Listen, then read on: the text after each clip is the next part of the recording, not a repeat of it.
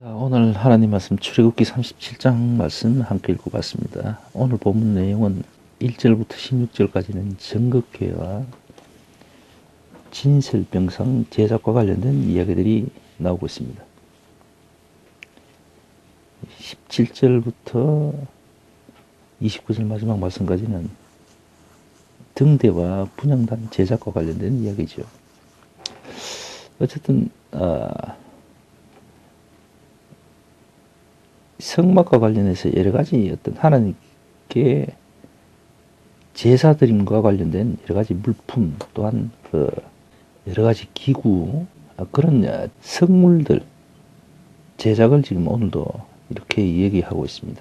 늘 하나님께서는 정확하게 어떠한 물건, 어떠한 소재, 규격, 그런 것을 철저하게 제시를 하셨습니다. 꼭 그와 같이 만들게 하셨고, 그 제작 인물까지도 지명을 하셨고, 또 관련하여 모든 것들을 하나님은 100% 관여를 하셨습니다. 우리 임의대로, 우리 생각대로 그냥 만들 수 없도록 그렇게 하셨죠. 그러니까 그런 구약 시대 때의 상황들을 우리가 다시 한번 오늘 이 시대에 우리가 다시 이렇게 하나님 말씀을 통해서 참고하고 있는 중입니다. 그래서 오늘 말씀에 우리도 예전 구약시대 때의 어떤 모습들, 그러한 어떤 제사의식들, 이런 것들을 하나님이 명하신 대로 따라하자라는 것은 절대 아닌 거 다들 아시잖아요. 그죠? 그건 아니고, 우리가 어떤 하나님께 드리는 어떤 제사의 모습, 이런 것들은 전혀 구약과 같은 어떤 그런 어떤 행위적인 어떤 모습들은 아니라는 것. 그 때문에 우리 예수님께서는 지난 과거에 친히 당신 스스로 성전을 허물어 버리셨습니다. 그리고 율법을 완성하셨고, 그 완성했다 하면 더 이상 율법에 매이지 말라는 말씀이죠. 그러니까 하나님의 법, 성령의 법으로 우리가 적용받고 그렇게 살기를 하나님은 원하시고 그렇게 하셨습니다. 당신 스스로가 그렇게 율법의 어떤 틀을 다 무너뜨려 버렸습니다. 그리고 그 율법이 누구를 위해서 있는가를 분명히 예수님이 말씀을 하셨고, 그래서 오늘 이 본문 내용은 하나님의 본질적인 원하는 바, 뜻은 무엇인가라는 것을 우리가 이제 짚어봐야 되죠. 그래서 오늘 말씀 본문 내용에 나오는 여러 가지 정극회라든가 등대와 분향단 제작과 관련한 이런 모든 것들은 사실은 우리가 이것을 재현할 필요는 없습니다. 또 그것을 또 온전히 앞으로도 이렇게 만들어서 하나님께 제사를 지내야 된다라는 그런 의미도 전혀 아닙니다. 그러니까 우리 예수님이 이미 완전한 제사를 다 지내셨죠. 그 덕분에 우리는 과거와 같은 피해 제사나 이런 것들은 이제 없지요. 할 필요도 없고 해서도 안 됩니다. 그렇게 하면 이제 이단이 되는 겁니다. 특별히 또 율법과 관련한 여러 가지 것들을 인위적으로 우리가 그것을 어떤 행하고 지키는 그 자체도 사실은 엄밀히 따지면 그것 또한 이단 행위죠. 그러니까 불순종의 가장 기본이 이제 그것이 된다고 저는 봅니다. 예수님이 다 이루셨고 더 이상 우리에게 성령의 법, 하나님의 법을 쫓아 살아가기를 명령을 하셨고, 그것으로 하나님을 영화롭게 하고 한다는 것을 분명히 예수님께서 몸소 보여주셨고 그렇게 완성을 해버리셨는데도 불구하고 우리가 엉뚱한 과거의 어떤 규례를 쫓아서 다시금 그것을 죄악의 길로 다시 우리가 접어 들어간다는 것은 그건 하나님의 뜻을 정면으로 위반하는 거죠. 하나님께 대항하는 거나 마찬가지입니다. 하나님의 계획을 철저히 무시하는 그런 아주, 단지 오늘 본문 내용을 다시 확인하고 우리가 또 읽어보면 하나님은 이렇게 철저하게 당신 계획 통하여서 하나님의 온전한 제사를 받으신다라는 것을 이제 보여주는 겁니다. 일종의 한 과정이고 예표인 거지. 자, 어쨌든 하나님 말씀은 그렇고, 사실 지금 굉장히 한국 경제가 좀 위태위태하고 지금 최악의 바닥의 저점을 이제 향해 거의 다 왔습니다. 혹자는 올 연말부터 이제 금융위기가 이제 본격적으로 시작이 되고, 실제로 지금 주변 업을 하는 사람들이나 또 저희 공단 쪽에서는 지금 거의 가동률이 절반 이하로 지금 떨어져 있고, 정상 근무 시간 이외에 뭐 잔업을 하는 곳은 거의 없습니다. 밤 되면은 모든 공장이 거의 불이 다 꺼져 버립니다. 그리고 그런 정상적인 근무 시간에도 사실 기기가 돌아간 곳은 별로 없습니다. 대부분은 기기가 지금 세워져 있거나, 뭐, 여러 대의, 뭐, 예를 들어 10대의 기기가 뭐 전부 가동되지는 안 하고, 뭐, 겨우 뭐, 두세 개의 기기가 이제 돌아간다든가, 그것도 뭐, 정말 뭐, 제대로 돌아가는 그런 그거는 아닌 것 같아요. 정상적인 어떤 가격이라든가 이런 게 형성이 안 되어버리고 지금 그게 무너져 버렸거든요. 그래서 과거에는 뭐 요 물건 같으면은 뭐 예를 들어 개당 뭐 단가가 10,000원이다 이렇게 뭐 서로 인정하는 어떤 그런 단가 표준 그 가격대가 그 인정하는 가격대가 있었습니다. 근데 이제 그게 완전히 무너져 버렸습니다. 서로 이제 없는 일감을 서로 가져가려고 이제 단가를 마구 후려쳤죠. 내렸고 그러다 보니까 그게 뭐 심지어는 절반 이하에서 지금 이제 막 돌아다니고 그래요.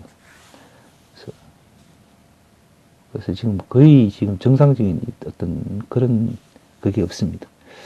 또 경제학자들이나 이런 사람들, 전문가들의 얘기를 들어보면은 사실 이 경제는 사실 나라가 어떻게 뭐, 긴급 뭐, 자금을 갖다가 좀 수혜를 한다 해서 이게 일어나고 이런 게 아닙니다. 과거에는 그럴 수가 있었는지 몰라도 지금은 이제 그런 게 힘들죠. 뭐, 국회에서 뭐, 긴급자금 이게 통과가 돼서 이게 뭐, 뿌려진들, 뭐, 대부분의 국민들은 압니다. 그게 이제, 뭐, 나이 많은 사람들, 연령대 높은 사람들이 이제 뭐, 시간당 수당을 주기 위한 어떤, 뭐, 그 정도의 어떤 뭐, 효과. 그게 이제 좀 뿌려진다 해서 그게 뭐, 소비로 뭐, 연결이 되고 뭐, 이것이 안다는 건 다 압니다. 그러나 이제 정부에서는 어쩔 수 없이 그렇게 흉내라도 내야 되니까. 우리가 이런 것도 해봤다라고 이제 흉내를 내야 될 거 아닙니까? 그래야 되니까요. 그리고 우리가 과거에 학습을 통해서 알고 있습니다. 정부는 뭐 IMF가 터지기 전에 몰랐다고 하는 사람도 있지만 대부분 사람들은 그렇게 믿질 않죠. 위급하다, 대단히 위험하다라고 주위에서 경고를 했고, 당시 경제를 주관했던 사람들도 그걸 알고 있었죠. 단지 그걸 터뜨리질 못했습니다. 그러면 뭐 어떤 불이익을 당할지 모르니까 그냥 쉬쉬하고 끝까지 우리 경제는 괜찮다라고 그렇게 했었죠. 그리고 이제 막상 이제 IMF 이제 적용을 받을 때에 이제 막 긴급 뉴스 이래가지고 뭐 그래가 난리 났죠. 뭐 금융위기도 마찬가지고 늘 그렇습니다. 정부는 괜찮다. 안심해라. 정상적으로 돌아간다. 뭐 심지어는 잘 돌아간다. 이렇게까지도 이야기합니다. 그거는 뭐 자기들이 살기 위해서는 그렇게 할 수밖에 없죠. 근데 실제는 안 그렇습니다. 어쨌든 상당히 위험하고 안 좋은 상황으로 가고 있고 많은 전문가들은 금융위기가 올 연말부터 이제 시작될 거라고 전망들을 내놓기 시작했습니다. 이건 뭐 자타공인된 이야기죠. 조금만 관심 있는 사람들은 뭐 뉴스라든가 이런 걸 통해서 해외에 뭐 다른 나라 경제 전문가라든가 뭐 뉴스에서 벌써 한국 경제에 관련해서 진단을 다들 내렸잖아요. 그죠? 그래서 다 알고 있습니다. 그래서 뭐 준비하라고 뭐 하는데 사실 우리 입장에서는 준비를 할 여력이 없지요. 우리가 뭐 따로 뭐 큰 기본 재산이 있어서 그걸 현금화하거나 뭐 그럴 수 있는 것도 아니고 대부분의 국민들은 경기가 나빠지만 그런갑다 하고 그냥 모든 걸 몸으로 다 받아들이는 수밖에 없습니다. 그래서 특별히 뭐 따로 준비할 그건 없는 것 같고요. 갑자기 뭐 현금을 어디서 뭐 마련합니까? 뭐 강도시설 할 수 있는 것도 아니고 뭐 누가 돈을 갖다가 뭐 니 좀 갖고 있거라 하고 돈을 텀석 주는 것도 아니고 그런 건 없잖아요. 따로 준비할 건 없습니다. 단지 그런 일이 있을 거다. 또 혹은 있을 수 있다라고 이제 마음의 준비를 하는 거죠. 그 와중에도 사실 많이 이제 쓰러지고 넘어지는 분들도 있지만 그 와중에 또 부를 또 늘리는 사람도 있습니다. 사실 그런 위기가 또 기회가 되는 경우도 사실 있거든요. 예전에 IMF 당시에 제가 근무하던 회사의 사장이 그런 케이스죠.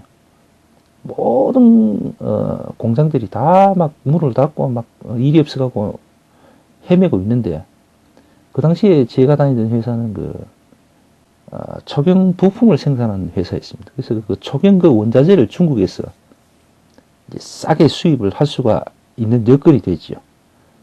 경제가 어려우니까 모든 원자재 값이 떨어져 버리잖아요. 그러니까 중국에 안 그래도 싼 그 중국에서 대량으로 그걸 수입하는 겁니다. 고래가 있다가 그 원자재 값이 떨어질 때 샀다가 또 뛸 때가 있거든요. 항상 계속 떨어지지는 않거든요.